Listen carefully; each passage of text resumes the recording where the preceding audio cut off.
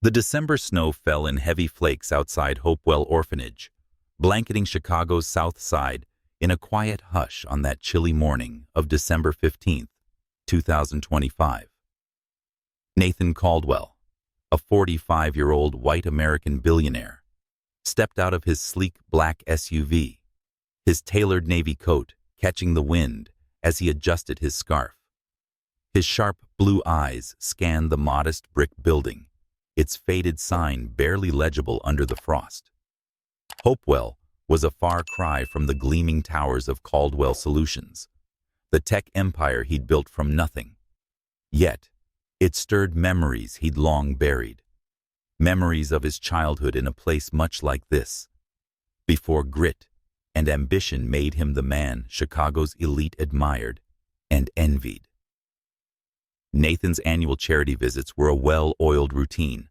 Arrive, distribute gifts, pose for the press, and leave. The event polished his public image, a necessity for a CEO whose company faced scrutiny over data privacy scandals. Today, though, the air felt different, heavier, as if the snow carried secrets waiting to be uncovered. His assistant, Marcus, a wiry man with a clipboard and an earpiece, directed a team unloading boxes of toys, books, and winter clothes from a van. Photographers from the Chicago Tribune lingered near the entrance, their cameras ready to capture Nathan's philanthropy for tomorrow's headlines. Inside, the orphanage's main hall buzzed with anticipation. Paper snowflakes dangled from the ceiling, and a small artificial Christmas tree flickered with multicolored lights. Children of all ages, some in hand-me-down sweaters, others in bright new hats, sat cross-legged on the worn linoleum floor, their eyes wide with excitement. Ms. Larson, the orphanage director, hurried forward to greet Nathan. Her graying hair was swept into a loose bun, and her cardigan bore a faint stain of spilled coffee, a testament to her tireless work. "Mr. Caldwell, we're so grateful you're here," she said, her voice warm but strained. "The children have been counting the days." Nathan offered a practiced smile, though his chest tightened at her words. These visits always dredged up the past. The cold cots, the empty promises of foster parents, the ache of being unseen. He'd clawed out of that life, but places like Hopewell reminded him how close he'd come to staying there. "Happy to help, Ms. Larson," he replied, his tone smooth. "Let's get started." He nodded to Marcus, who signaled the team to arrange the gifts under the tree. The children clapped, their chatter filling the room with a joyful chaos almost foreign to Nathan's ordered world. As he handed out presents, a doll to a shy girl, a soccer ball to a grinning boy, Nathan moved with mechanical precision, his mind half on the board meeting he'd face later. The press snapped photos, and Ms. Larson hovered nearby, thanking him profusely. Then, a small voice cut through the noise like a blade. "I know you!"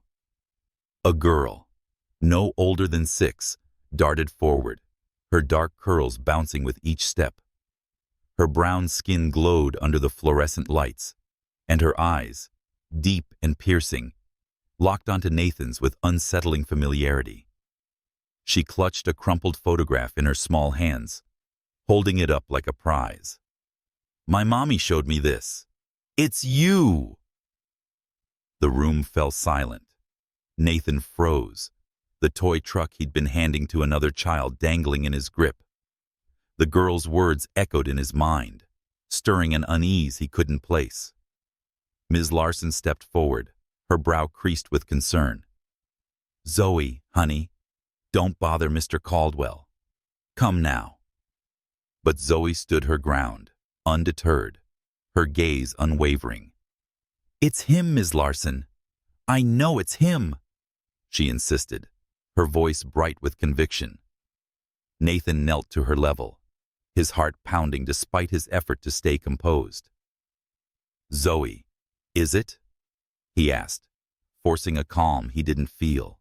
"Let me see that picture." Zoe handed him the photograph, its edges worn from years of handling. The image stole his breath. At a Caldwell Solutions gala, it showed him, 7 years younger, his arm around a black woman with a radiant smile. Her eyes, those same piercing eyes, matched Zoe's perfectly. Lena Harper. The name hit him like a punch, dragging up memories he'd locked away. Late-night talks in the company garden, stolen glances, a romance that burned bright and ended abruptly when Lena resigned without explanation. "Where did you get this?" Nathan asked, his voice low, barely masking the tremor beneath. Zoe beamed, proud of her treasure. "My mommy gave it to me before she went away. She said to keep it safe, 'cause it's special." Ms. Larson touched Zoe's shoulder gently. "Zoe, why don't you help with the younger kids? Mr. Caldwell's busy." Zoe hesitated, nodded, and skipped off, leaving Nathan staring at the photograph, his world tilting. He stood, his mind racing. Lena Harper, his former employee, his confidant, his what? Their relationship had been brief, intense, and cut short when she vanished from his life 7 years ago. Now, this girl, Zoe, claimed Lena was her mother, and the photograph placed Nathan at the heart of a mystery he hadn't known existed. Ms. Larson cleared her throat, her expression uneasy. "Mr. Caldwell, perhaps we should talk privately." Nathan nodded, barely hearing her. As they walked toward her office, the weight of Zoe's eyes lingered, and the photograph burned in his hand. Outside, the snow fell harder, blanketing the city in silence. But inside Nathan, a storm was brewing. Whatever Lena had hidden, whatever truth Zoe carried, it was about to unravel everything he thought he knew. He'd built an empire on control, but this small girl and her faded picture had just shattered it, pulling him toward a past he could no longer ignore. Nathan Caldwell followed Ms. Larson through Hopewell Orphanage's dim hallway, the photograph of him and Lena Harper still clutched in his hand. The sounds of children's laughter faded behind them, replaced by the creak of floorboards and the distant howl of the Chicago wind. His polished loafers felt out of place on the worn linoleum, each step heavier than the last. The image of Zoe's piercing eyes, Lena's eyes, burned in his mind, stirring a mix of dread and longing he hadn't felt in years. What had Lena hidden from him, and why had she left this girl to carry her secrets? Ms. Larson's office was a cramped sanctuary of clutter, with stacks of files teetering on a desk and a single window framing the falling snow. She closed the door, expressing sympathy and unease, and gestured to a rickety chair. "Please, Mr. Caldwell, sit." Nathan remained standing, his gaze fixed on the photograph. The gala captured a moment he'd tried to forget. Lena's laugh, her hand brushing his arm, the way she'd made his sterile world feel alive. 7 years ago, she'd vanished, leaving only a resignation letter and silence. Zoe's claim suggested a truth he wasn't ready to face. "I need to know about the girl," Nathan said, his voice steady despite the storm inside him. "Zoe. What did Lena tell you when she left her here?" Ms. Larson sighed, smoothing her cardigan as she sat. 5 years ago, Lena Harper brought Zoe to us. She was distraught, barely holding herself together. She said she had no choice. It was the only way to keep Zoe safe.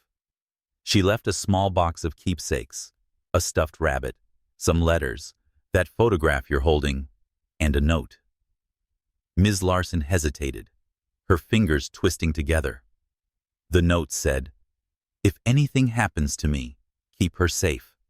Don't let anyone find her." Nathan's grip tightened on the photograph, its edges biting into his palm. Did she say why? Who was she running from? Ms. Larson shook her head. No. She was terrified and kept looking over her shoulder like someone was watching. She gave us no forwarding address, no contact, just disappeared that night.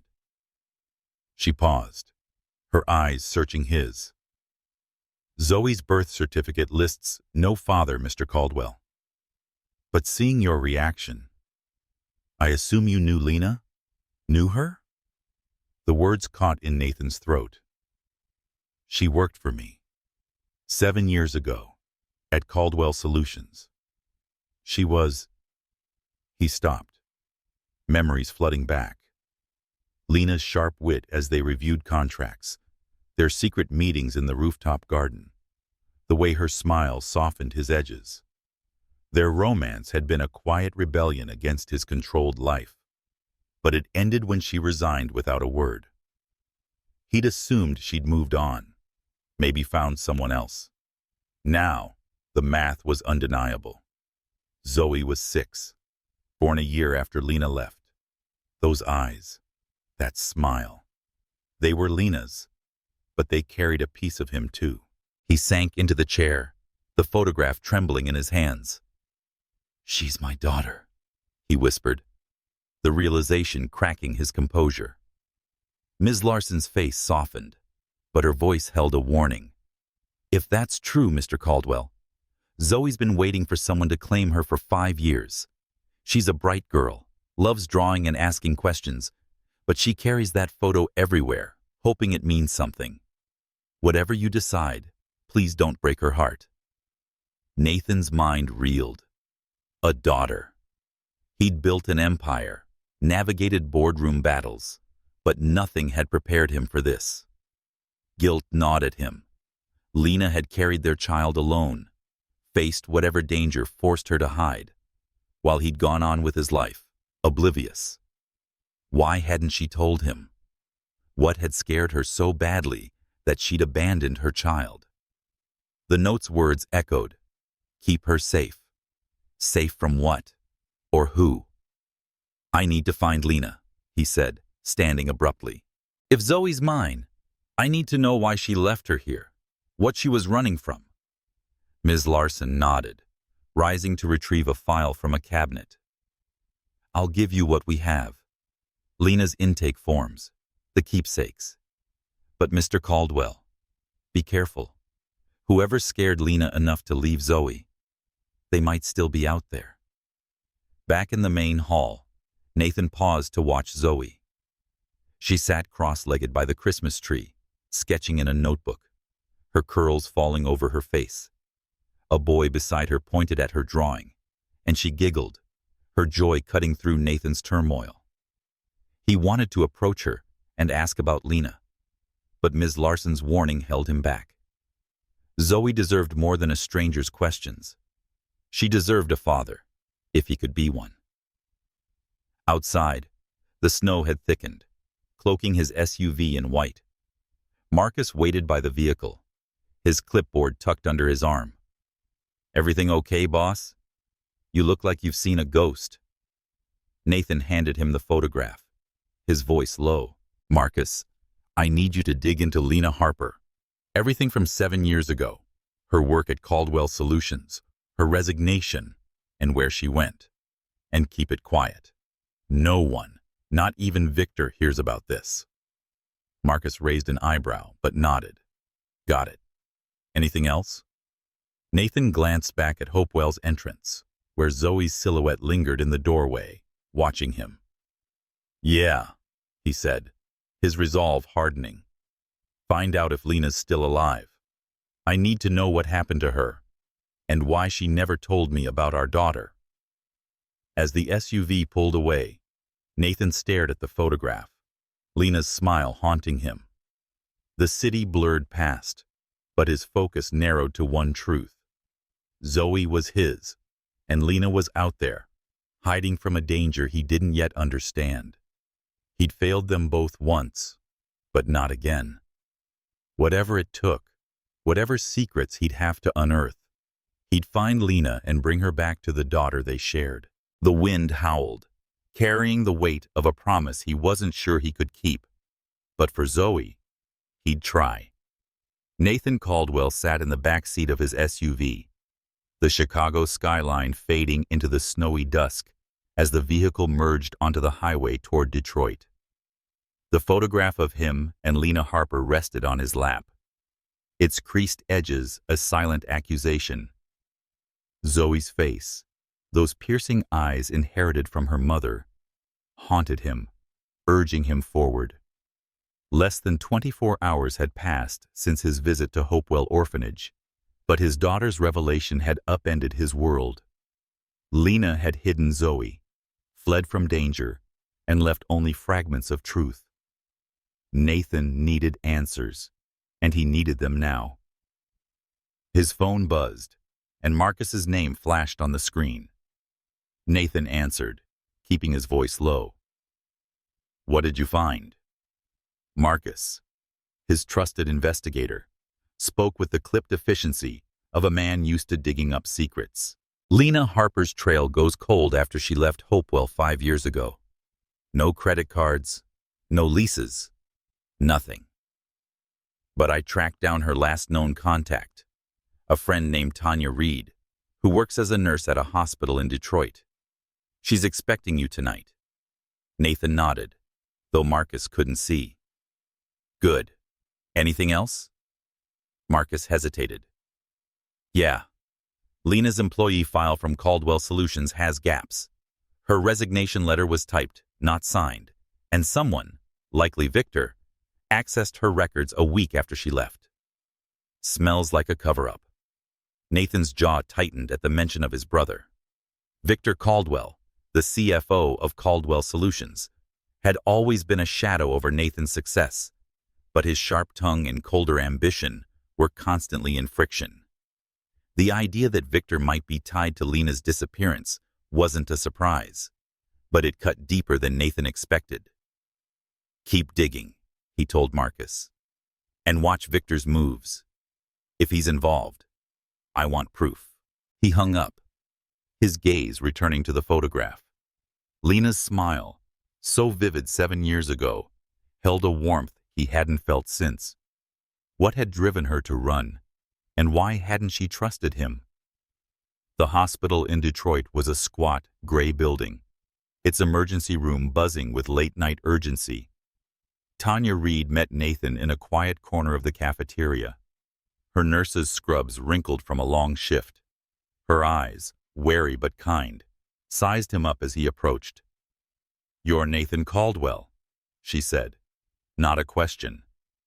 Lena's Nathan. The familiarity in her tone caught him off guard. "You knew about me?" he asked, sliding into the seat across from her. Tanya nodded, stirring her coffee. "Lena talked about you back then.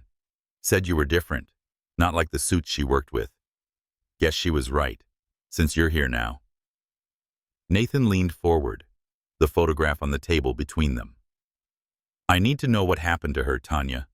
Zoe, her daughter, showed me this at the orphanage.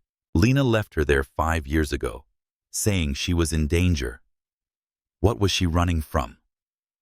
Tanya's fingers paused on her cup, her expression darkening.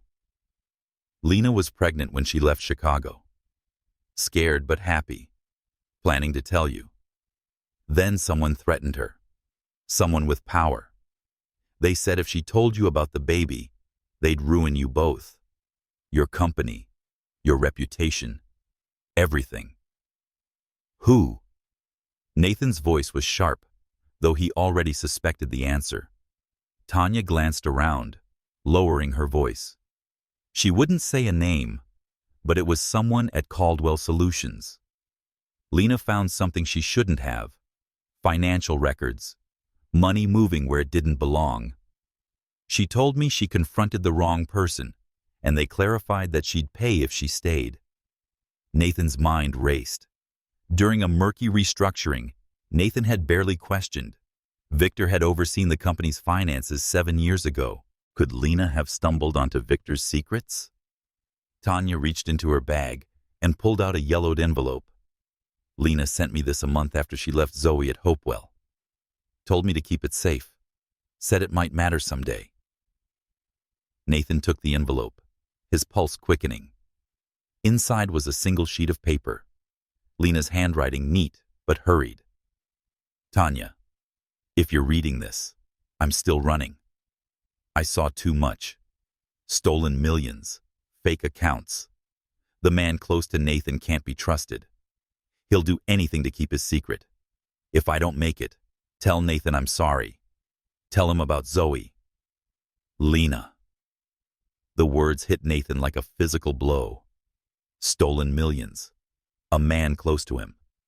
Victor's face loomed in his mind. His recent secrecy. Closed-door meetings. Encrypted files. Now glaringly suspicious. Why didn't you come to me sooner? Nathan asked, his voice raw. Tanya's eyes softened. Lena made me promise not to. Said it would put you and Zoe in danger. I've been checking on Zoe from a distance, making sure she's okay.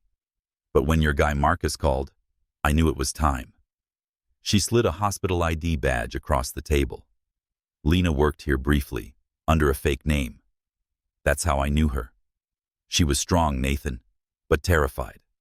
Whoever's after her, they don't stop. Nathan pocketed the letter, his resolve hardening. I'll find her, Tanya. For Zoe. For Lena. Tanya studied him, then nodded. Be careful. Lena always said you were stubborn. Don't let it get you killed. As Nathan left the cafeteria, the weight of Lena's words settled over him. Stolen millions. Victor's role in the company's finances and bitterness toward Nathan's success all pointed to a betrayal more profound than he'd imagined. Back in the SUV, Nathan dialed Marcus. Focus on Victor's financial records from 7 years ago. Look for offshore accounts or anything tied to Lena's departure. And check her old email. She mentioned irregular accounts to someone, maybe Victor. Marcus's voice crackled through the speaker. On it, boss. But Victor's been sniffing around your office. Asked about your schedule today. Want me to stall him? Nathan's grip tightened on the phone. No. Let him think I'm distracted. If he's hiding something, I'll find it. As the SUV sped back toward Chicago, the snow falling thicker now, Nathan stared at Lena's letter. The man is close to him. Victor's smug smile flashed in his memory, along with a darker thought. The car crash that killed their parents 20 years ago, ruled an accident, but always tinged with doubt. Had Victor's ambition stretched that far? Nathan pushed the thought aside, focusing on Lena and Zoe. He'd failed them once, but not again. The road ahead was uncertain, but one thing was clear. The truth was buried in his company, and Victor was the key to unearthing it. Nathan Caldwell stood in the glass-walled elevator of Caldwell Solutions' Chicago headquarters, the city's snow-dusted skyline sprawling below. The photograph of him and Lena Harper, now tucked in his coat pocket, weighed heavier than the USB drive he'd yet to find. Lena's letter, retrieved from Tanya in Detroit, burned in his memory. Stolen millions, fake accounts, a man close to Nathan. Victor Caldwell, his older brother and the company's CFO, loomed as the prime suspect. Nathan's drive back from Detroit had solidified his resolve. Confront Victor, unearth his secrets, and find Lena for Zoe's sake. But as the elevator hummed upward, doubt gnawed at him. Could his only family be the architect of such betrayal? The executive floor was quiet, its sleek marble and chrome contrasting with Hopewell Orphanage's worn warmth. Nathan strode past empty offices, his footsteps echoing, until he reached Victor's corner suite. The door was ajar, and Victor sat at his desk, his sharp features illuminated by a laptop's glow. He looked up, his gray eyes narrowing with surprise and disdain. "Nathan," he drawled, leaning back in his chair. "Didn't expect you back so soon. Trouble at the orphanage photo op?" His tone carried the familiar barb, a reminder of their lifelong rivalry. Nathan closed the door, his voice steady but cold. We need to talk, Victor. About Lena Harper. Victor's smirk faltered for a fraction of a second, but he recovered, folding his hands. Lena? That assistant from years ago? What's this about? Nathan stepped closer, his gaze locked on his brother. She worked here 7 years ago, left suddenly. Now her daughter's at Hopewell, and Lena's missing. You accessed her employee file after she resigned. Why? Victor's fingers twitched, a tell Nathan hadn't seen since their childhood arguments. You're chasing ghosts, little brother. I don't recall her file. HR handles that. Don't lie to me, Nathan snapped, pulling Lena's letter from his pocket and slamming it on the desk. She wrote this and said she saw millions of fake accounts stolen. Someone close to me said she was threatened. You were in charge of finances back then. What did she find, Victor? Victor's face hardened, but he didn't touch the letter. You're paranoid, he said, rising to pour a scotch from a decanter. Lena was a nobody, probably fishing for a payout. You always had a soft spot for strays.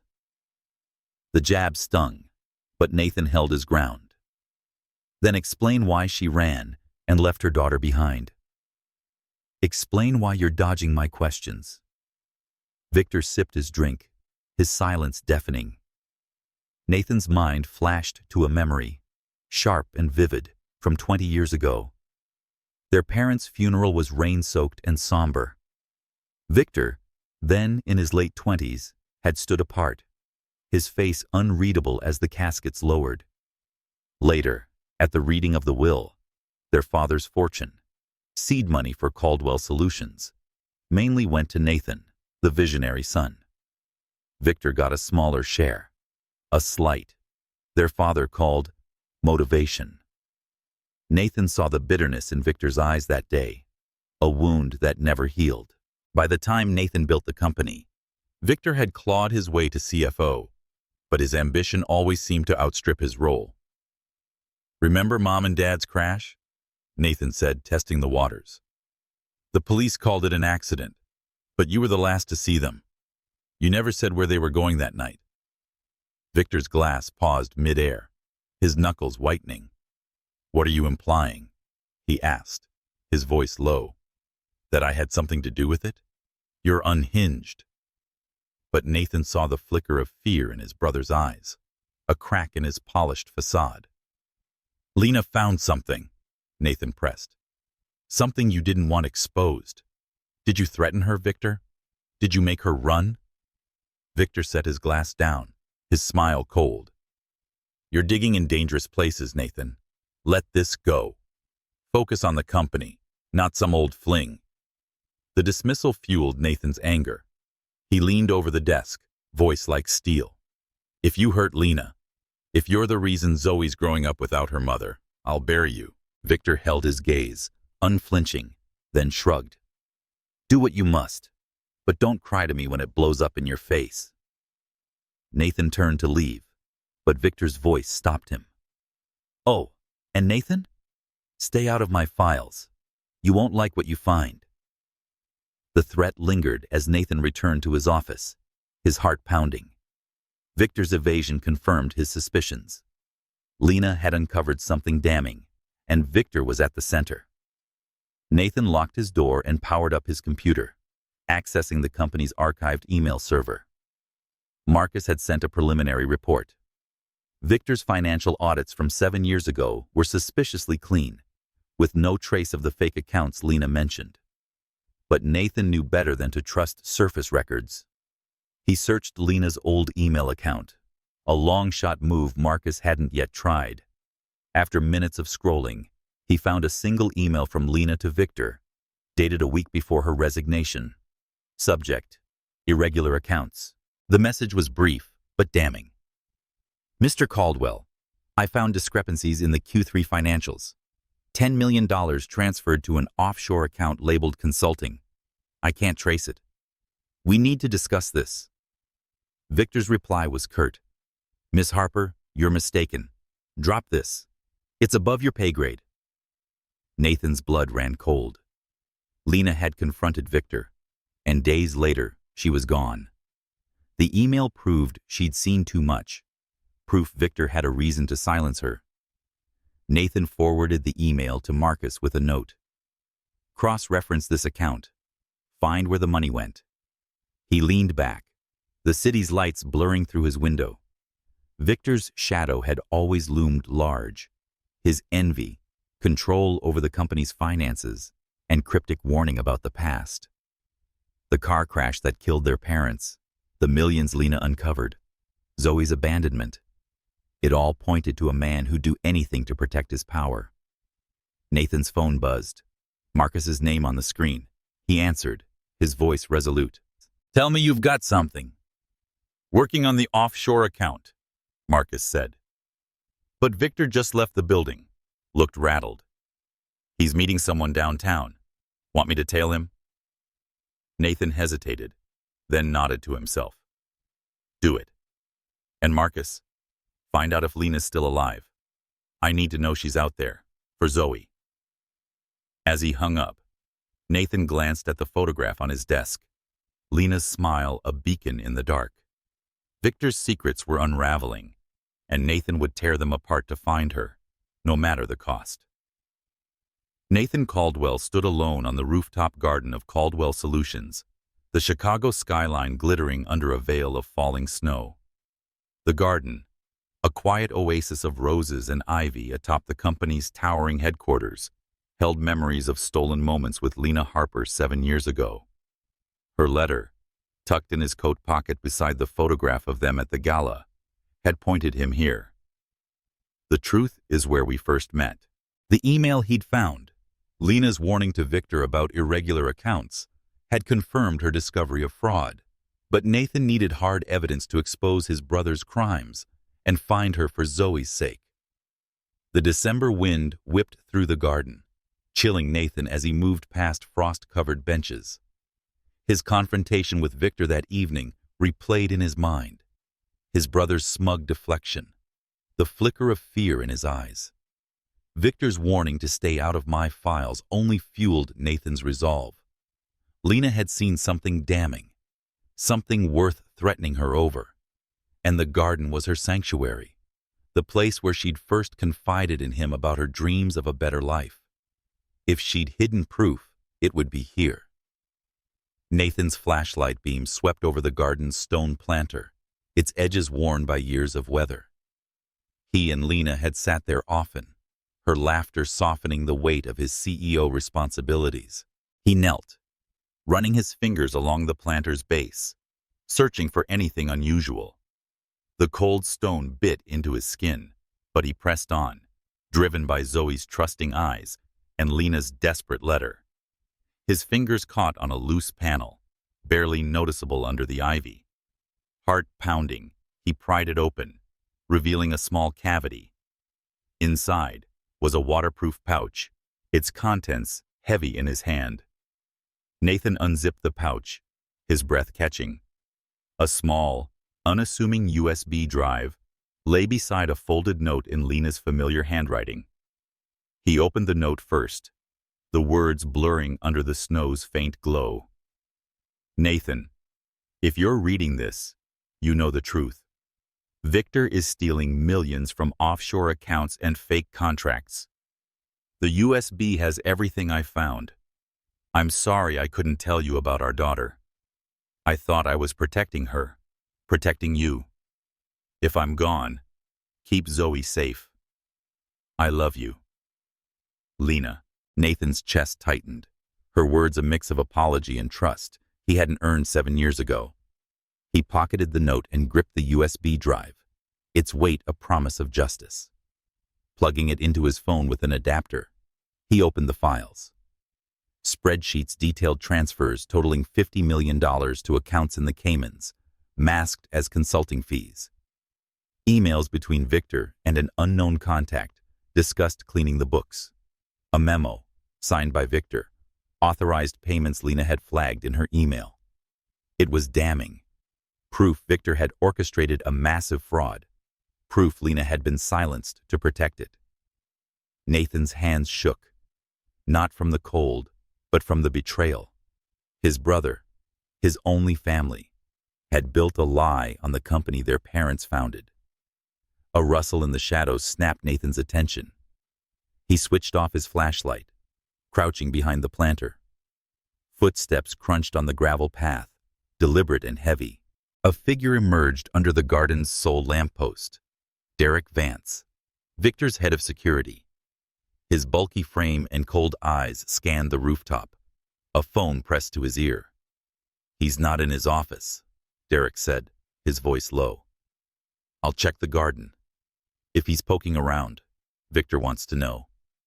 Nathan's pulse raced.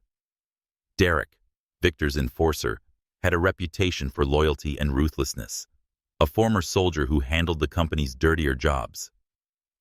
Had Victor sent him to watch Nathan? Nathan stayed low, the USB drive burning in his pocket. Derek's flashlight beam swept closer, pausing on the planter. Nathan held his breath, the snow muffling his presence. Derek muttered into his phone, "Nothing yet. I'll sweep again."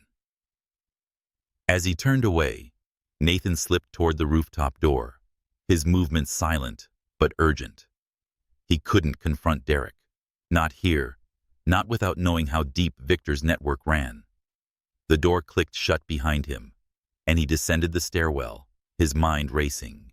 Victor knew Nathan was digging, and Derek's presence meant the danger was closer than he'd thought. Nathan locked the door in his office and called Marcus, his investigator. "I found it," he said, keeping his voice steady. "A USB drive, hidden in the garden. It's got everything. Victor's transfers, fake accounts, $50 million worth. Lena left it for me." Marcus's voice crackled with urgency. "That's the break we need, boss. I'm still tracking that offshore account from Lena's email. It's tied to a shell company, but Victor's name's all over it." "What now?" Nathan glanced at the photograph on his desk, Zoe's eyes staring back. "Copy the files, encrypt them, and send them to a secure server. Then find out where Derek Vance was 7 years ago, when Lena disappeared." "He's tailing me." Marcus hesitated. "Derek's bad news, Nathan. We're not just talking fraud if Victor's got him watching you. You sure you want to keep this from the cops?" Nathan's jaw clenched. "Not yet. I need Lena first, for Zoe. Keep digging, Marcus, and watch your back." He hung up, the USB drive a lifeline to the truth. Victor's shadow loomed larger now, his financial and personal betrayal. Lena had run to protect Zoe. But from what? Or who else? Derek's presence suggested Victor's reach extended beyond threats, and Nathan couldn't shake the memory of their parents' crash, a question mark that refused to fade. As he left the building, the snow falling thicker, Nathan glanced back at the rooftop garden. Lena's note echoed in his mind. Keep Zoe safe. He'd failed her once, but not again. Victor's secrets were unraveling, and the USB drive was the key to exposing him. But with Derek watching, Nathan knew the hunt for Lena was no longer just a search. It was a race against a threat closing in fast. The snow had eased to a gentle flurry as Nathan Caldwell's SUV pulled up to Hopewell Orphanage, the Chicago night cloaking the building in a quiet chill. It was just past 9 p.m. on December 15th, 2025, and the weight of the USB drive in his pocket, proof of Victor's $50 million fraud, pressed against Nathan's resolve. Lena's note from the rooftop garden still echoed. Keep Zoe safe. The email she'd sent Victor, the threat that drove her away, and now the USB drive all pointed to his brother's betrayal. But Nathan needed more to find Lena, and the answer lay with Zoe, the daughter he'd only discovered. Inside, the orphanage was hushed, the children's bedtime stories replaced by the soft hum of a radiator. Ms. Larson, the director, looked startled as she met Nathan at the entrance, her cardigan now swapped for a heavy sweater. "Mr. Caldwell, it's late," she said, her eyes wary but kind. "Is everything all right?" Nathan's breath caught, the photograph of him and Lena burning in his coat. "I need to see Zoe's belongings. The things Lena left for her. It's urgent. Ms. Larson studied him, then nodded. Follow me. Most of the children are asleep, so let's be quiet. Let's be. They moved through the dim halls, passing crayon-drawn pictures taped to the walls. Zoe's among them, a vibrant sketch of a butterfly under a rainbow. Nathan's chest tightened at the sight, a glimpse of his daughter's spirit. Ms. Larson led him to a small office, unlocking a metal cabinet. We keep the children's valuables here, she explained, pulling out a worn cardboard box labeled Zoe Harper. Lena left this when she brought Zoe to us 5 years ago. We were told to give it to her when she's older, but she trailed off, handing him the box. As he opened it, Nathan's hands were steady, but his heart raced. Inside were a stuffed rabbit with a missing ear, a stack of folded letters, and an antique music box, its silver surface etched with delicate roses. He lifted the music box, its weight heavier than expected. This came a year after Lena left, Ms. Larson said softly.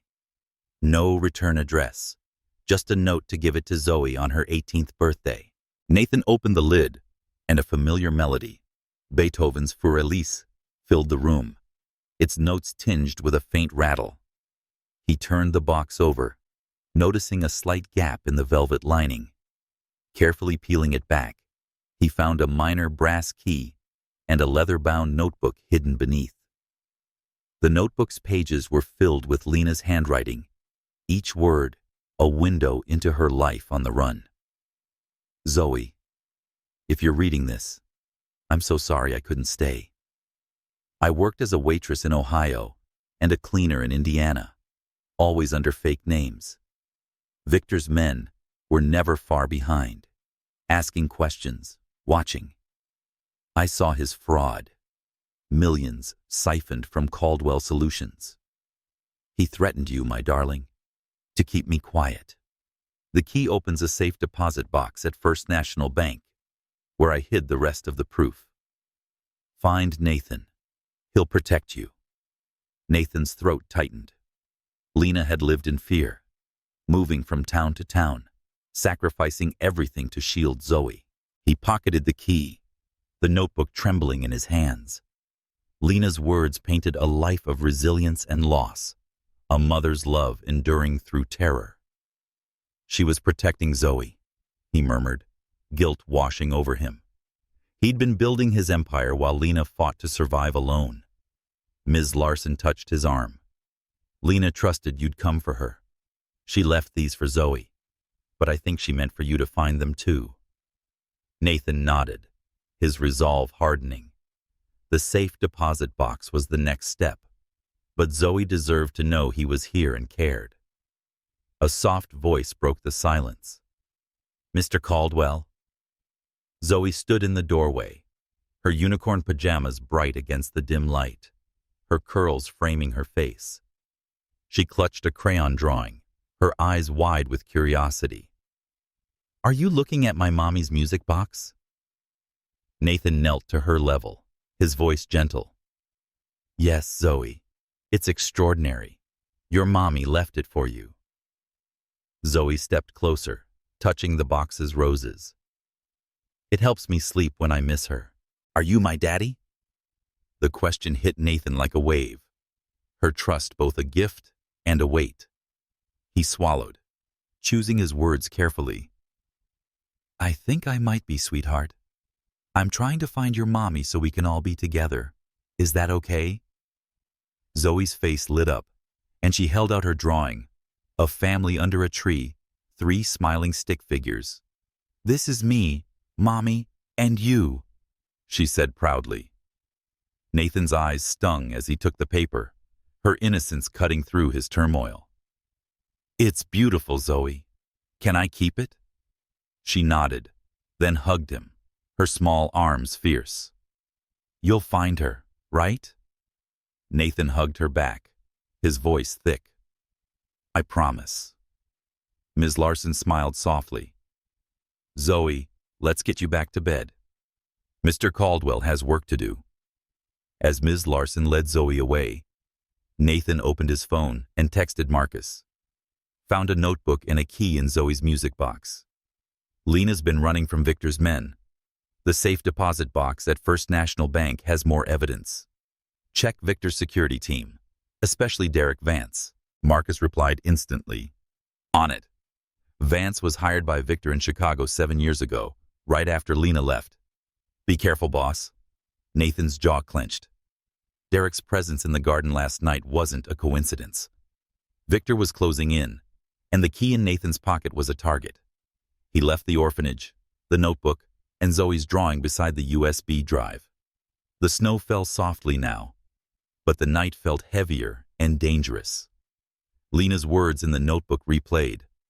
Victor's men were never far behind. Nathan glanced at the rearview mirror, half expecting Derek's silhouette in the shadows. Zoe's trust, Lena's sacrifice. They fueled him. The safe deposit box held the final piece of Victor's betrayal, and Nathan would find it, no matter who stood in his way. The Chicago night was thick with cold, as Nathan Caldwell parked his SUV a block from the abandoned warehouse on River Street. It was midnight on December 16, 2025, and the snow had stopped, leaving the city in a brittle hush. An hour ago, a cryptic text from an unknown number arrived. Come to the old warehouse on River St. alone. I know where Lena is. The USB drive, notebook, and key from Hopewell Orphanage weighed heavily in Nathan's coat, each a piece of the puzzle tying his brother Victor's fraud to Lena's disappearance. Zoe's drawing, tucked beside them, fueled his resolve. He had to find Lena for their daughter. Nathan stepped out, his breath clouding in the frigid air. The warehouse loomed ahead, its rusted walls and shattered windows starkly contrasting with Caldwell Solutions' gleaming headquarters. He'd told Marcus, his investigator, to stay back but alert, a precaution against the danger he sensed. Victor's security chief, Derek Vance, had been tailing him since the rooftop garden, and the text felt too convenient and urgent. Was it a lead or a trap? Nathan gripped his flashlight, its beam cutting through the dark as he approached the creaking side door. Lena's notebook had revealed her life on the run. This could be his only chance to find her. Inside, the warehouse was a cavern of shadows, its concrete floor littered with broken crates and cobwebs. The air smelled of rust and damp. Nathan moved cautiously, his footsteps echoing. "Hello?" he called, his voice low. "I'm here about Lena." A figure stepped from the darkness, her silhouette small but steady under a flickering exit sign. "Mr. Caldwell," she said, her voice trembling but firm. "Thank you for coming." She was older, her silver hair tied back, her cleaner's uniform patched but neat. "I'm Clara Martinez. I worked with Lena at your company, cleaning the offices. She trusted me." Nathan lowered his flashlight, his pulse quickening. "You sent the text. Where's Lena?" Clara's eyes darted to the shadows, her hands wringing. "She's in danger, Mr. Caldwell. I've been helping her hide for years, passing letters through friends, never with a return address. Victor's men are hunting her." She pulled an envelope from her pocket, her fingers unsteady. "This came 3 days ago. She's at St. Jude's Hospital, but they're close to finding her." Nathan took the envelope, Lena's handwriting instantly recognizable. "Clara, they're getting closer. Victor's men found my diner job. I can't keep running. Zoe deserves better. Tell Nathan the truth. About the money. About that night." "What night?" Nathan asked, his voice sharp. Clara swallowed, glancing at the door. 7 years ago, Lena caught Victor moving millions into offshore accounts. She was working late and saw files on his desk that she shouldn't have. She confronted him, thinking he'd fix it. Instead, he threatened Zoe, saying he'd ensure Lena lost her if she talked. Lena ran to protect her daughter. Nathan's fists clenched, the USB drive's evidence now chillingly clear. Victor's fraud wasn't just greed. It was a secret worth silencing a mother for. Before Clara could say more, a loud crash echoed from the warehouse entrance. Heavy footsteps followed, and flashlight beams sliced through the dark. "Get down!" Clara whispered, pulling Nathan behind a crate. 3 men entered, their silhouettes broad and menacing. Derek Vance's voice cut through the silence, cold and commanding. "Spread out. He's here somewhere." Nathan's heart raced. Victor had sent Derek, just as he'd feared. Clara's eyes widened with fear. "They've been watching me," she hissed. "I overheard Derek on the phone with Victor yesterday. They know you're digging." Nathan peeked over the crate, spotting Derek's bulky frame near the entrance, a gun glinting in his hand. The other 2 men fanned out, their boots crunching debris. "What's in the letter?" Nathan whispered, keeping low. Clara pressed it into his hand. "Lena's last message. She's at St. Jude's, hiding in the old wing. But if Derek finds you with this—" She didn't finish, her fear palpable. Nathan tucked the letter into his coat, his mind racing. He needed to get to Lena, but escaping Derek's men was the first hurdle. "I'll distract them," Clara said, her voice resolute despite trembling hands.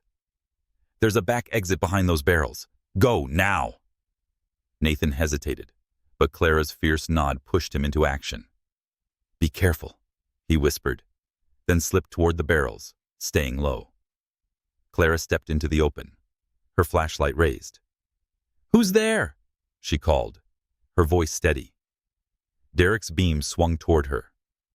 "Martinez, you old fool," he growled. "Where's Caldwell?" Clara's response was sharp. "I don't know what you're talking about. I'm just cleaning up." As Derek and his men closed in on Clara, Nathan reached the back exit, a rusted door half hidden by crates. He pushed it open, wincing at the creak, and slipped into the snowy alley. His phone buzzed. Marcus, texting. "Heard from a contact. St. Jude's Hospital. Abandoned wing. Lena's been spotted there. I'm nearby, boss." Nathan replied. "Get to the warehouse. Clara's in trouble." As in, "I'm heading to St. Jude's." He pocketed his phone. Lena's letter a lifeline to her location. Clara's sacrifice had bought him time, but Derek's pursuit meant Victor was desperate to stop him. Nathan sprinted to his SUV, the snow crunching underfoot. The warehouse loomed behind him, its shadows hiding Clara's fate. Guilt gnawed at him. She'd risked everything to help Lena, to help him. But Lena was alive, hiding at St. Jude's, and Zoe was waiting for her mother. Nathan started the engine, the letter's words echoing. Tell Nathan the truth. Victor's fraud, threats, and his men were closing in. But Nathan was closer to Lena than ever. The road to St. Jude's stretched ahead, dark and uncertain. But he'd face whatever waited there to bring his family back together. Nathan Caldwell crept through the darkened corridors of St. Jude's Hospital, the abandoned building's silence broken only by the drip of a leaking pipe. It was 2:00 a.m. on December 16, 2025, and Chicago's snowy chill seeped through the broken windows. The USB drive, notebook, and key from Hopewell Orphanage burned in his coat pocket, alongside Lena Harper's letter from Clara, pointing him here. Zoe's drawing anchored his resolve. Nathan had to find Lena, their daughter's mother, before Victor's men did. Clara's sacrifice at the warehouse weighed heavily, but her words echoed. Lena's at St. Jude's, hiding in the old wing. The hospital's old wing was a maze of peeling walls and scattered medical debris. Nathan's flashlight danced across a rusted gurney, his footsteps muffled by dust. Lena, he called softly, his voice echoing. A faint noise, shuffling footsteps, came from a room ahead. He approached, heart pounding, and pushed open the door. There she stood, Lena Harper, her frame thinner, her hair cropped short, but her eyes unmistakable, mirroring Zoe's. "Nathan," she whispered, her voice cracking. "You shouldn't be here." The sight of her, after 7 years, hit him like a wave, love and pain colliding. "Lena, thank God," Nathan said, stepping closer. "I found Zoe. She's safe, but I need to know why you ran." Lena's gaze darted to the shadows, her hands trembling. "Victor," she said, her voice low. "I saw his fraud. Millions siphoned through fake accounts. He threatened Zoe, said he'd take her if I told you. Then he forged documents to frame you for the theft. I couldn't risk you going to prison, not with Zoe to protect." Nathan's fists clenched, the USB drive's evidence now searingly real. Victor's betrayal wasn't just financial. It had torn his family apart. Before Nathan could respond, Lena grabbed his arm, her eyes wide. "They're here. Victor's men followed you." Heavy footsteps echoed from the stairwell, and Nathan pulled Lena behind a cabinet. The door burst open, and Victor Caldwell stepped in, his gray eyes cold, a gun in his hand. Derek Vance, his security chief, flanked him, his bulk filling the doorway. "Well, well," Victor sneered. "The reunion I've been trying to prevent." Nathan stepped in front of Lena, his voice steady. "It's over, Victor. I have proof. Your offshore accounts, the $50 million you stole, the USB drive, Lena's notebook. It's all with my investigator." Victor laughed, his gun unwavering. "You think a few files will stop me? I've been cleaning up messes for years, Nathan, including Lena's." Lena's voice cut through, sharp and fearless. "Tell him the truth, Victor. About Elise." Victor's smirk faltered. "Shut up," he hissed. Lena pressed on, her words like blades. "Your wife, Elise, found your fraud too. She was going to expose you, so you killed her. Staged her car crash for the insurance money. I saw the papers that night, Victor, in your office." Nathan stared at his brother, horror dawning. Elise's death, ruled an accident, had shattered Victor, or so Nathan thought. Now it was another lie. "You're delusional," Victor spat, but his hand shook. "Elise was weak, like you, Lena. She threatened to take everything. My money, my position. I did what I had to." Nathan's voice was low, dangerous. "You killed your wife. You threatened my daughter. What else have you done, Victor?" Before Victor could answer, a new voice rang out. "Drop the gun." Clara Martinez stood in the doorway, her silver hair glinting, Marcus beside her. Clara held a phone, its screen glowing. "It's over, Mr. Caldwell," she said. "Your confession's been streaming live to the FBI."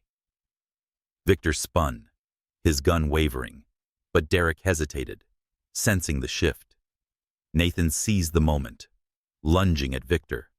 The gun fired, the shot grazing Nathan's arm, but he tackled his brother, pinning him to the floor. Marcus subdued Derek, wrenching his weapon away. Sirens wailed outside, red and blue lights flashing through the windows. FBI agents stormed in, led by Agent Rachel Torres. "Victor Caldwell, you're under arrest," she declared, cuffing him. Clara rushed to Nathan and Lena, her face etched with relief. "I tipped the FBI months ago," she said. "When Lena told me about Victor's fraud, I started wearing a wire. Tonight sealed it." Nathan helped Lena stand, her eyes brimming with tears. "Clara, you risked everything," she said, embracing her. Clara smiled faintly. "Your family, Lena. You and Zoe." As agents led Victor away, he glared at Nathan, his voice venomous. "This isn't over, little brother." Nathan ignored him, his arms stinging, but his focus was on Lena. "You're safe now," he murmured, holding her close. Her sobs shook against him, years of fear unraveling. "I wanted to tell you every day," she whispered. "About Zoe, about everything." Agent Torres approached, her expression grave. "Mr. Caldwell, Ms. Harper, we've got Victor." But Derek mentioned a loose end. Zoe. He said someone's heading for her at the farm where she's staying. Nathan's blood ran cold. Zoe, safe with Ms. Larson's sister, was still a target. Lena gripped his hand, her voice fierce. "We have to go. Now." Nathan nodded, the USB drive and notebook proof enough to bury Victor, but Zoe's safety was paramount. As they followed Torres out, Clara's phone buzzed. A text from Marcus. "Derek's talking. He named a contact going after Zoe." The night wasn't over, and Nathan's family was still in peril. The FBI vehicle tore through the snowy Illinois night, its sirens slicing the silence as Nathan Caldwell gripped Lena Harper's hand. It was 3:00 a.m. on December 16, 2025, and the revelation at St. Jude's Hospital still burned. Victor, Nathan's brother, had confessed to fraud and murder, his arrest secured by Clara's live stream. But Agent Rachel Torres's warning echoed louder. Derek Vance, Victor's ruthless security chief, had named a contact targeting Zoe at Ms. Larson's sister's farm.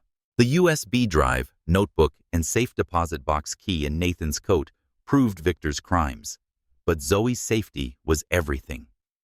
Lena's eyes, wide with fear, met Nathan's in the dim light. "She's all we have," she whispered, her voice trembling but fierce. Nathan squeezed her hand, his fear tempered by resolve. "We'll get to her, Lena. I promise." Agent Torres, driving with Marcus beside her, glanced back. The farm's an hour north, off Route 27. Ms. Larson's not answering her phone. It could be the storm. "We've got backup en route, but we're closer." Nathan nodded, his mind racing. Zoe's drawing, tucked beside Lena's letter, reminded them of the daughter they'd both fight for. The storm had worsened, rain mixing with snow, slicking the road. Lena's notebook had detailed her years on the run from Victor's men, and now Derek was the last threat. Nathan redialed Ms. Larson, and the call dropped to voicemail. "No signal," he muttered, frustration rising. Marcus turned, his face grim. Derek's ex-military, Nathan. Victor paid him to handle dirty work, intimidation, worse. If he's at the farm. He didn't finish, but the implication hung heavy. Lena's grip tightened. "I should have kept her with me," she said, guilt lacing her words. Nathan shook his head. "You kept her alive. We'll finish this together." The FBI vehicle turned onto a muddy road, and a mailbox marked Peterson Farm glinted in the headlights. Two cars sat outside a darkened farmhouse, Ms. Larson's minivan, and a black SUV with tinted windows. "Derek," Nathan said, his voice hard. "Torres killed the sirens, parking 100 yards back." "We go in smart," she said, checking her weapon. "He might not be alone." Lena's eyes blazed. "I'm not waiting." She bolted from the car before Nathan could stop her, sprinting toward the house. Nathan cursed, chasing after her. Torres and Marcus were close behind. A scream pierced the night. Ms. Larson's voice. Nathan kicked open the farmhouse door, revealing a scene that froze his blood. Ms. Larson was tied to a chair, her face bruised. Her sister lay unconscious on the floor. Derek Vance stood in the center, his gun trained on Zoe, who slept in his arms, curls spilling over her unicorn pajamas. Two armed men blocked the back door, their eyes cold. "Right on time," Derek said, his smile chilling. "The evidence, USB drive, notebook, key. Hand them over, or the girl doesn't wake up." Lena's voice shook with rage. "Put her down, you monster." Nathan stepped forward, hands raised. "You're surrounded, Derek. FBI's outside. Let her go. Derek's smile didn't waver. There's always a way out, Caldwell. The evidence first. He nodded to one of his men, who produced a laptop. Upload it. Once we verify, you get the girl. Nathan's mind raced.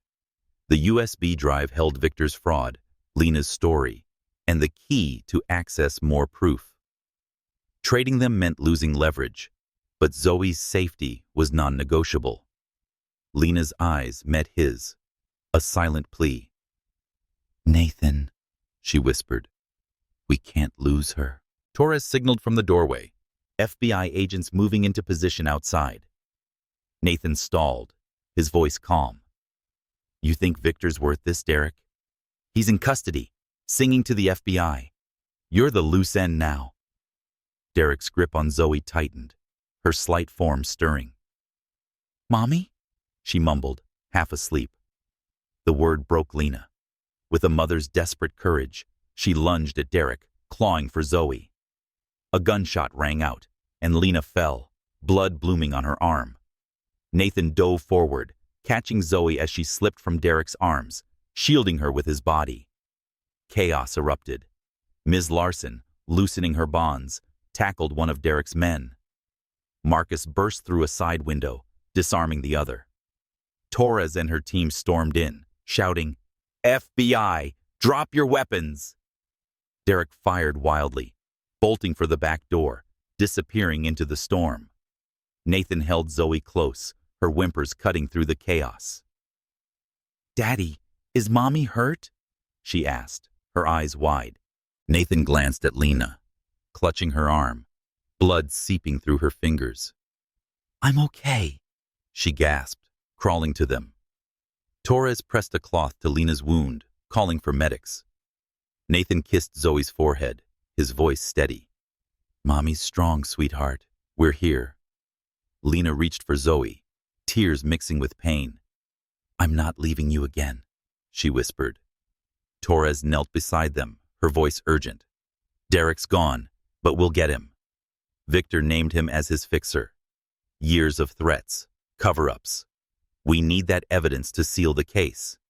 Nathan nodded, the USB drive still in his pocket. "It's safe, but Derek's not done. He'll come for it."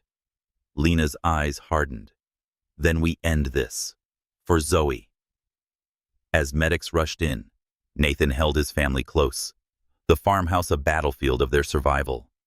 Derek's escape was a lingering threat, but Lena's strength and Zoe's trust anchored him. The evidence would bury Victor, but Derek was a predator still on the hunt. Nathan's resolve burned brighter. He'd protect his daughter and Lena, no matter the cost, and bring Derek down before he struck again. Victor's late wife, Elise, had given Lena evidence before her murder, hidden in Nathan's parents' grave. Lena's voice had trembled as they'd left the farmhouse, Zoe asleep in her arms. "Elise came to me before her car crashed," she said. "She had proof of Victor's crimes, not just the fraud, but about your parents' deaths. She hid it where Victor would never look." Nathan's heart had lurched. His parents' car crash, 20 years ago, had been ruled an accident, but Victor's confession at St. Jude's, admitting to Elise's murder, cast doubt on that truth. Standing before the marble headstone of Elizabeth and James Caldwell, Nathan felt the weight of a past he'd never fully understood. Zoe clutched her stuffed rabbit, her eyes curious but solemn. "Are these my grandma and grandpa?" she asked, tracing the headstone's letters. Nathan knelt beside her, his voice soft. "Yes, sweetheart. They would have loved you." Lena's hand rested on his shoulder, her gaze fixed on a stone angel beside the grave, its wings chipped but gleaming.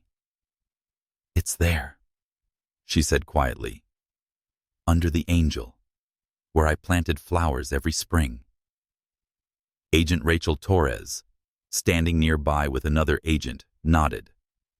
"Let's do this carefully. We need that evidence to seal Victor's conviction." Nathan and the agents lifted the angel, its weight heavy with frost. Beneath it, buried in the cold earth, was a metal box, green with age, but intact. Lena's breath hitched as Nathan pried it open, revealing a stack of papers, photographs, and a sealed envelope addressed to Nathan in his mother's elegant script. He opened the envelope, his hand steady despite the ache in his chest. The letter read, "My dearest Nathan, if you're reading this, your father and I are gone. Victor's been stealing from the company for years. We found bank records and transfers to hidden accounts. Tonight, we're confronting him, hoping to save him from himself. There's more. You're to have a sister. I'm 3 months pregnant, which is a surprise we plan to share. If we don't make it, know we love you. The truth must come to light. Mom and Dad." Nathan's vision blurred, tears falling as he read. A sister. His mother's words painted a loss he'd never known, a sibling stolen before birth. Lena squeezed his hand, her own eyes wet. "Elise found medical records," she said softly. "Your mother's last doctor's visit confirmed the pregnancy. Victor knew. She was going to expose his theft. That's why he staged the crash." Nathan's voice broke. "He killed them. My parents. My sister." Zoe hugged his leg, sensing his pain. "Don't be sad, Daddy." Therewith the evening light filtered through the tall windows of Nathan Caldwell's Chicago mansion, casting soft shadows across the kitchen where he and Lena Harper sat.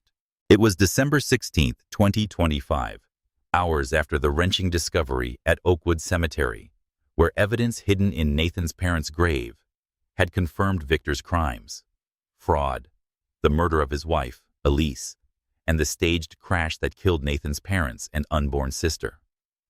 Zoe slept upstairs, clutching her stuffed rabbit, exhausted from the day's emotional weight. The USB drive, notebook, and safe deposit box key, now with the FBI, ensured Victor's conviction. But Lena's haunted expression told Nathan one truth remained untold. Clara Martinez, the janitor who'd risked everything to expose Victor, bustled at the counter, preparing tea despite her recent hospital release. She'd been grazed in the warehouse ambush, but her spirit was unbroken. "The FBI took Victor's computers today," she said, setting mugs before Nathan and Lena. "Agent Torres says they'll question me tomorrow, but it's done. He's finished." Nathan nodded, gratitude heavy in his chest. "You saved us, Clara. Take all the time you need to rest." Clara squeezed Lena's shoulder. "This is home. I'll keep an ear out for Zoe." She left them alone, her footsteps fading upstairs. Lena stared into her tea, her bandaged arms stiff from the farmhouse gunshot. Her silence was a storm, and Nathan sensed the weight of her final secret. "Lena," he said softly, reaching for her hand. "Whatever it is, we'll face it together." Her eyes met his, brimming with tears, and her composure cracked. "I was pregnant with twins," she burst out, her voice breaking. "Zoe had a brother, Ethan. I lost him because I ran." Nathan froze, his son's name hitting like a physical blow. "Twins," he whispered, his throat tight. Lena's hands shook as she spoke, tears streaming. "7 years ago, I carried them both when I left Chicago. The stress, the fear, hiding from Victor's men, moving from town to town, was too much. Ethan was born too early, 3 months premature. He lived 2 days, Nathan. 2 days." She clutched her mug, her voice raw. "I buried him in a small Ohio cemetery, under a false name to keep Victor from finding us. I couldn't even visit his grave openly. I just left toy trains in the night under a maple tree." Nathan's eyes stung, a grief he'd never known flooding him. A son, lost before he could hold him, named after the family he'd never meet. "Why didn't you tell me?" he asked, his voice hoarse. Lena wiped her eyes, her gaze distant. Victor was watching the hospital. If he'd known about the twins, he'd have used them against you, against us. I buried Ethan alone, thinking it would keep Zoe safe. I left a toy plane on his birthday, but I carry that pain in silence. Nathan pulled her into his arms, her sobs shaking against him. You didn't have to carry it alone, he murmured. You're the strongest person I know. Lena looked up, fear and hope mingling in her eyes. You don't hate me for keeping him from you? Nathan cupped her face, his tears falling. Hate you? You protected Zoe and fought for our family when I didn't even know it existed. We'll honor Ethan together. Lena nodded, her breath steadying. I see him in Zoe sometimes. Her smile, the way she tilts her head. I wanted to tell her, but I didn't know how. Nathan kissed her forehead. When she's ready, we'll tell her. She deserves to know her brother. A soft patter interrupted them. Zoe stood in the doorway, her unicorn pajamas rumpled, clutching a new drawing. I heard you talking, she said, her voice small. Was it about Mommy's secret? Nathan's heart clenched, but Lena knelt, her smile gentle. Yes, sweetheart. Want to see something? She took Zoe's hand, guiding her to the table. You had a brother, Ethan, who's watching over you like an angel. Zoe's eyes widened, and she held up her drawing, a butterfly with a boy's face, smiling under a tree. Is this him? She asked. Nathan's breath caught, the image echoing Lena's Ohio grave. Yes, Zoe, he said, lifting her onto his lap. That's perfect. Agent Torres's call broke the moment, her voice brisk through Nathan's phone. Victor's in federal custody. The evidence from the grave, bank records, Elise's photos, your mother's letter. It's enough to keep him locked up for life. We're closing the case on Derek, too. His body was found downstream after the farmhouse. Nathan exhaled, relief tempered by weariness. And the company? He asked. Torres paused. Your restructuring plan, donating half the profits to charity, is rebuilding trust. Caldwell Solutions will survive. Nathan hung up, the weight of Victor's crimes lifting. But Ethan's loss lingered. Lena touched Zoe's drawing, her voice steady. We'll visit his grave tomorrow. Tell him he's part of us. Nathan nodded, holding them both. No more secrets. We're a family now. The snow fell softly, covering the garden where he and Lena first met. Victor's empire of lies was crumbling, and Nathan's commitment to Zoe and Lena was rebuilding something more substantial. Love, scarred but whole. Poignancy, while Torres's update resolves Victor's conviction and the company's fate.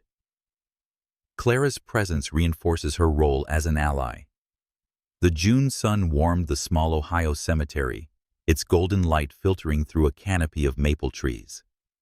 It was June 15th, 2026, 6 months after the harrowing events that had reunited Nathan Caldwell, Lena Harper, and their daughter Zoe. The scars of that December lingered. Lena's bandaged arm had healed, though it stiffened in the mornings, and Nathan carried the weight of his brother Victor's crimes. Fraud, the murder of his wife Elise, and the staged crash that stole his parents and unborn sister. Yet, standing before a modest headstone marked Ethan Caldwell, beloved son and brother, the family found solace in their shared love. Zoe, now 7, knelt by the grave, her curls bouncing as she placed a toy train on the stone, its bright red paint gleaming. This is for you, Ethan, she said softly, her voice steady but tender. You're my guardian angel. Nathan's heart swelled, and the memory of Lena's confession, Zoe's twin brother, lost to the stress of her flight from Victor, was still raw. Lena's eyes shimmered with tears, but her smile was serene, as she tucked a strand of hair behind Zoe's ear.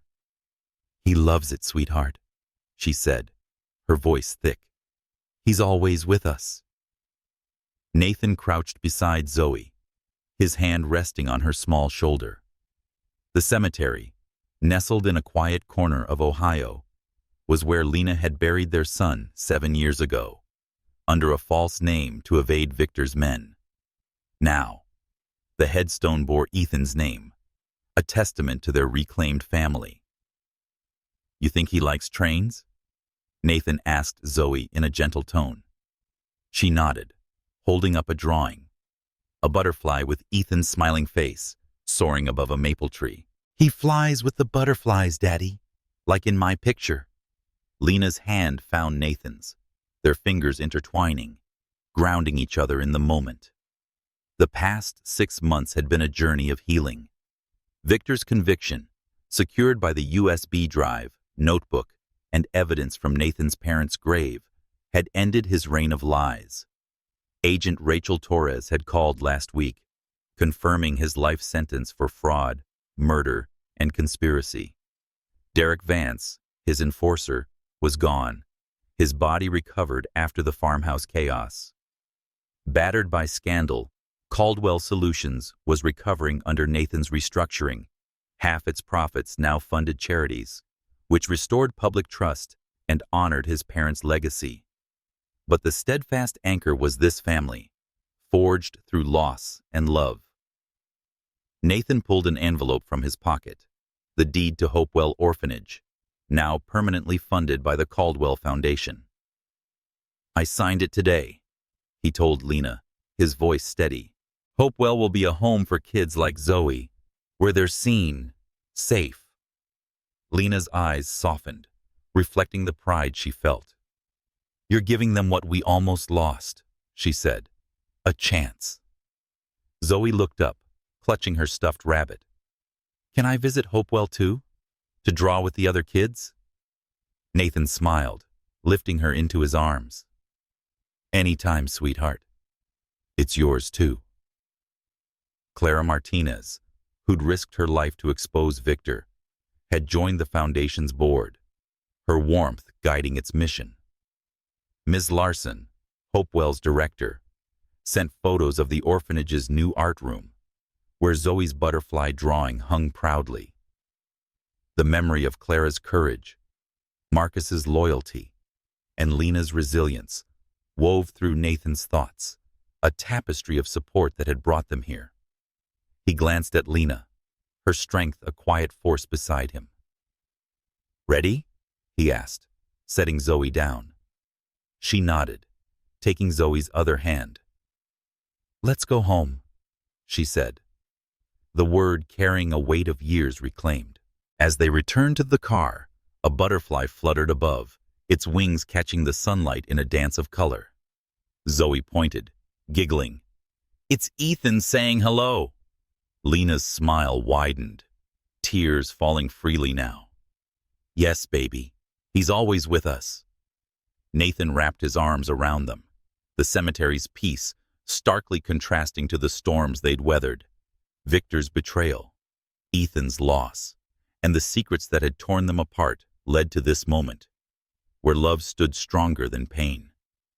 The drive back to Chicago was quiet, Zoe sketching in the back seat, her crayons scribbling a new family portrait. Nathan glanced at Lena, her profile soft against the window. "We're whole now," he said, his voice low. Lena reached for his hand, and her touch was a promise. No more running, just us. The butterfly followed them a moment longer, its wings a fleeting prism against the sky, symbolizing Ethan's presence and their family's rebirth. They'd faced the darkest truths, and in the end, love had won. A home, a future, a promise kept.